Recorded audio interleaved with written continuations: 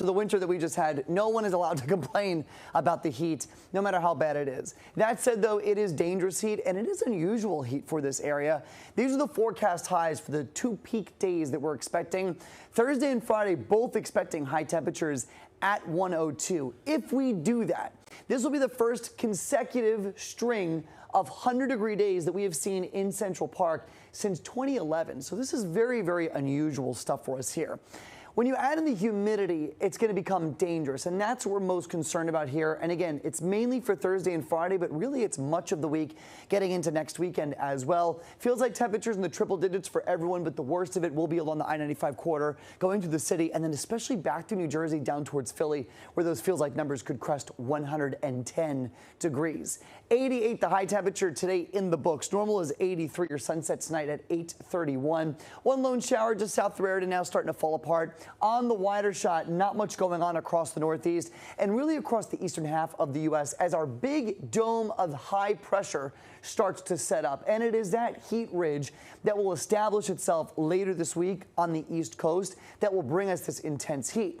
Now, around this ridge, we'll get the chance for a couple showers and storms. And I do think that it stays just far enough south of the area for the majority of the week that along the outer edge, we do work in the chances for a couple of downpours and thunderstorms. We call these storms ridge runners because they literally run over the top of these ridges. The caveat with these is that they could get pretty feisty. So even though the rain chances are low this week, any storms that develop could turn strong to severe in a hurry. Here's a look at futurecast for tomorrow. There's some of the ridge runners I was talking about, mainly across Pennsylvania. Could see a couple across Connecticut onto Long Island. I think tomorrow is mainly dry.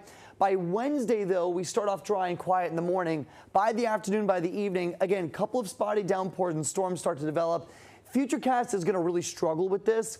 There's no real defined placement on where these storms could happen. Just keep in mind that the chance is there every afternoon. The severe risk mainly to the north tomorrow. It does pull a little farther south on Wednesday. So again, we'll have to keep an eye on it. Chances are low, but they're not zero.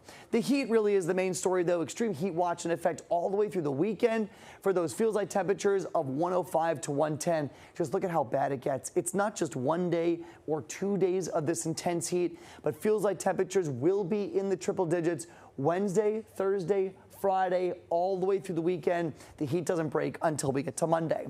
So for the 4th of July on Saturday, 97 the high temperature, feels like 100 to 105. There is a 40% chance for a couple of downpours and thunderstorms. Hopefully they are out of here by fireworks time.